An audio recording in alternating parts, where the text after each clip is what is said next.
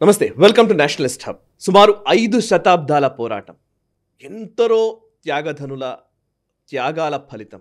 అయోధ్యలో జనవరి 22వ తేదీన దివ్యమైన భవ్యమైన రామమందిర నిర్మాణం జరిగి ఆ రామ్లల్లా ప్రాణ ప్రతిష్ఠ జరుగుతోంది. ఈ అద్భుతమైనటువంటి సందర్భంలో మనం ఉన్నాము.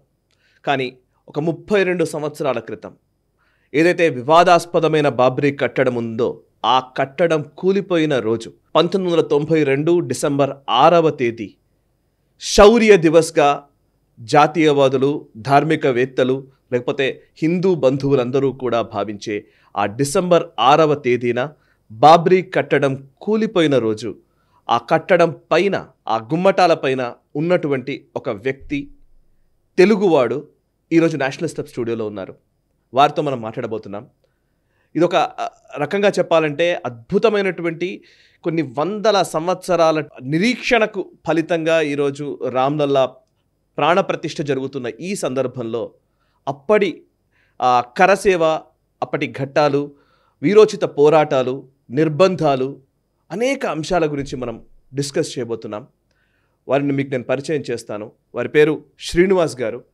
శ్రీనివాస్ గారు ఇప్పుడు ప్రస్తుతం అయితే అమెరికాలో స్థిరపడ్డారు. అమెరికాలో తనదైన శైలిలో తాను స్థిరపడ్డారు. కానీ ఒక 32 సంవత్సరాల క్రితం జరిగినటువంటి ఈ కరసేవలో కీలక భూమిక వహించినటువంటి వ్యక్తి. అండ్ ఆ రోజు ఆ కట్టడం కూలిపోయిన సందర్భంలో ఏదైతే ఎఫ్ఐఆర్ నమోదైందో 42 మంది పైన, అద్వానీ గారు కావచ్చు, మురళీ మనోహర్ జోషి గారు కావచ్చు, లేకపోతే ఉమాభారతి గారు కావచ్చు, సాధ్వి రితంబరా కావచ్చు, ఆ లిస్ట్లో, ఆ 42 మంది లిస్ట్లో శ్రీనివాస్ గారి పేరు కూడా ఆ ఎఫ్ఐఆర్లో నమోదైంది. సో శ్రీనివాస్ గారితో మనం మాట్లాడదాం. నమస్కారం శ్రీనివాస్ గారు. నమస్కారం అండి. నిజంగా గర్వంగా ఉంది, చాలా గొప్పగా ఉంది మీతో మాట్లాడుతూ ఉంటే. మీకు ఎలా ఉందో, ఆ రోజు ఎలాంటి పరిస్థితులు ఉన్నాయో మీరు చెప్పాలి. ఫస్ట్ ఈరోజు ప్రాణప్రతిష్ఠ జరుగుతున్న టైంలో మీ అనుభవం ఒక్కసారి, ఆ 32 సంవత్సరాలు ఒకసారి ఇట్లా వెనక్కి రివైండ్ చేసుకుంటే ఏమనిపిస్తుంది? అంటే ఈరోజు ఇప్పుడు కళ నెరవేరింది అంటే రాముడి యొక్క భవ్యమైన మందిరం పూర్తయింది. కాబట్టి ఆ రోజు రాముడి యొక్క మందిరం కావాలని కరసేవ చేసినాం.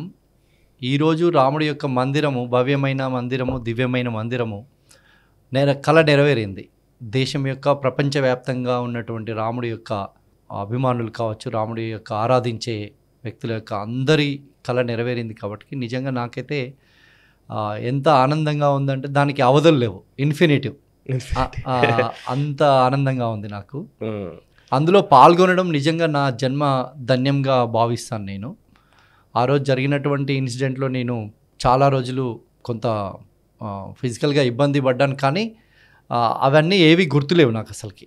నిజంగా అవన్నీ నేను అది పడిపోయినప్పుడు కూడా గుర్తులేదు. తర్వాత చాలా సంతోషంగా ఉంది. నేను అసలు దాంట్లో పాల్గొనడమే ఒక గొప్ప వరంగా భావిస్తున్నాను నేను. నిజంగా రాముడే అటువంటి అవకాశం కల్పించిండేమో అనే అటువంటి భావన అయితే నాకు ఉంది. అప్పుడు మీ వయసు ఎంత? డిసెంబర్ 6, 1992. అప్పుడు ఇంటర్మీడియట్ అయిపోయింది నాది. నేను హైదరాబాద్కి డిగ్రీ జాయిన్ అవ్వడానికి వచ్చాను. ఇక్కడ హెచ్ఆర్డి కాలేజ్ అని చెప్పేసి కేశవ్ మెమోరియల్లో ఒక కాలేజ్ ఉంది. అప్పుడు నన్ను మా ఊరతను ఒకతను ఏబీవీపీలో ఫుల్ టైం వర్కర్గా ఉండేవాడు, హరీష్ రెడ్డి అని. అతను తీసుకొచ్చేసి ఇక్కడ హెచ్ఆర్డి కాలేజీలో జాయిన్ చేశారు. అప్పటికే నాకు సంఘంతో పరిచయం ఉండే మా ఊర్లో. చిన్నప్పటి నుంచి స్వయం సేవకుగా ఉండేవాడిని. విద్యార్థి పరిషత్లో యాక్టివ్గా ఉన్నాను నేను. ఏబీవీపీ ఆఫీస్ నుంచి ఒక ముగ్గురిని కరసేవకు పంపించారు. అప్పుడు సూర్యనారాయణ గారిని, ఇప్పుడు ట్రైబల్ విద్యార్థుల యొక్క విభాగాన్ని చూస్తారు, ఇప్పుడు రాంచీలో ఉంటున్నారు ఫుల్ టైం ప్రచారక్గా. గణేష్ అని ఇప్పుడు మాజీ సర్పంచ్ శంషాబాదు, మేము ముగ్గురం కలిసి వెళ్ళాము. ఇక్కడ దాదాపుగా మేము ఒక 20 నుంచి 25 రోజుల ముందే ఇక్కడి నుంచి వెళ్ళాం మేము ట్రైన్లో. అది మొదటిసారి కరసేవకి వెళ్ళడం మీరు?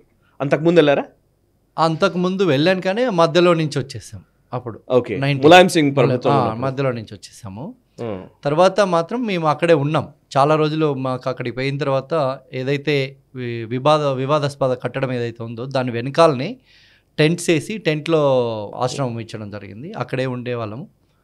రోజు స్నానం చేయడము, అక్కడ అంతా తిరగడము, అవన్నీ చూడడము, రాముడికి సంబంధించినటువంటి ఏమేమైతే ఉన్నాయో ఆ సరయూ నది కావచ్చు, మిగతా ప్రాంతం అంతా కూడా తిరిగి చూడడం. ఏదైతే డిసెంబర్ 6th రోజు పెద్దవాళ్ళు అందరు కూడా వచ్చారు.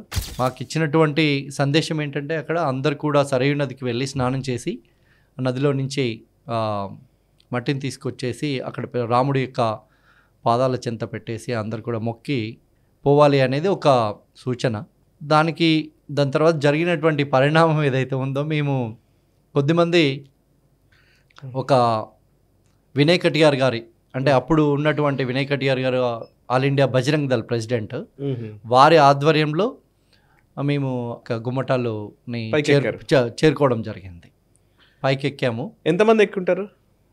దాదాపుగా 100 అవి 3 గుమ్మటాలు ఉంటాయి వరుసగా. అన్ని గుమ్మటాల మీదకి వెళ్ళి జెండా ఎగిరేయడం జరిగింది. జెండా ఎగిరేసాం. కాషాయం ధ్వజం ఎగిరేయడం జరిగింది. అప్పుడు జరిగినటువంటి ఇన్సిడెంట్ ఏదైతే ఉందో అది అసలు ఏం జరుగుతుందో కూడా మాకు తెలియదు అసలుకి. అంటే మేము వెళ్ళాము, పైకెక్కాము, ఎలా వెళ్ళామో ఎలా ఎక్కామో కూడా తెలియదు అసలుకి. అది తలుచుకుంటే అది పైకి వెళ్ళిన తర్వాత మాకు అర్థమైంది అన్నట్టు ఇంత పెద్దగా ఉందని చెప్పేసి. అంటే అప్పుడున్నటువంటి యొక్క రాముడి యొక్క సంకల్ప బలం కావచ్చు, మాకు తెలియకుండానే మేము ఎక్కేసాం, అది పైకి వెళ్ళేసాం. ఓకే. నన్నైతే ఒకరిద్దరు వారించారు, వద్దు నువ్వు వెళ్ళమాకు, నువ్వు చిన్నోడివి కదా, నువ్వు పైకి వెళ్తే మళ్ళీ కష్టం, దిగడం కష్టం నీకు, అదే అవుతుందని. కానీ నాకు అసలు ముందు వినయ్ కటియార్ గారి యొక్క టీంలో జాయిన్ అవ్వడానికే నన్ను వద్దన్నాడు అసలు వినయ్ కటియార్ గారు. అవునా? ఎందుకు?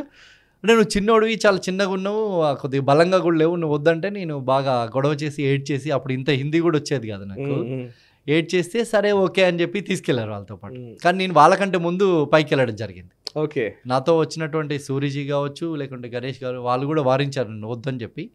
కానీ నేను ధైర్యం చేసి ముందే వాళ్ళకంటే ముందు పైకి వెళ్ళాను నేను. నాతో పాటు ఇంకా ఉండే హిందీ వాళ్ళు, బీహార్ వాళ్ళు ఉండే, అందరం కలిసి పైన జెండా ఎగరేసాము. అప్పుడు వచ్చినటువంటి ఇమేజెస్లో ఇండియా టుడేలో మెయిన్ పేజీ, కవర్ పేజ్లో వచ్చింది, మా యొక్క ఫోటోలు కూడా వచ్చాయి. ఓకే. సో వెళ్ళినప్పుడు అంటే నేను ఇప్పుడు మీరు ఆ రోజు వెళ్ళడం నాకు ఎట్లా వెళ్ళానో నాకే తెలియదు అని అంటున్నారు. కూల్చారా మీరు? అదే కూలిపోయిందా? అంటే ఎవరు రాముడి యొక్క సంకల్పం అయి ఉంటుంది అనుకుంటున్నాను నేను. మేము అక్కడ ఏం జరిగిందో తెలియదు. మేము పైకి వెళ్ళాము, అది జన సమూహం, లక్షల మంది కరసేవకులు అయోధ్యకి చేరుకోవడం జరిగింది. అక్కడ ఎక్కడ విన్నా కానీ రాముడి యొక్క జపం కావచ్చు, జై శ్రీరామ్ అనే నినాదం తప్ప ఇంకొక మాట లేదు మనుషులకి. అంతే జై శ్రీరామ్. ఎవరేం మాట్లాడుకున్నా కానీ ఎదురుపడితే జై శ్రీరామ్. ఆ విధంగా ఉండే అన్నట్టు అక్కడ ఆ రోజు. అంతకంటే ముందు కూడా మేము అక్కడ ఉన్నాము. అయితే పైకి ఎలా వెళ్ళాలి, ఎలా చేయాలి అనే దాంట్లో కొంత ఎలా వెళ్ళాలి అనేది కొంత అక్కడ ఉన్నటువంటి మట్టి కొండలు ఉండే, వాటిని ఎక్కి మేము ప్రాక్టీస్ చేసాం ముందే కొద్ది రోజులు. అవునా? జాతీయవాద జర్నలిజానికి అసలైన వేదిక నేషనలిస్ట్ హబ్ ని సబ్స్క్రైబ్ చేసుకోండి. నోటిఫికేషన్స్ కోసం బెల్ ఐకాన్ పై క్లిక్ చేయండి.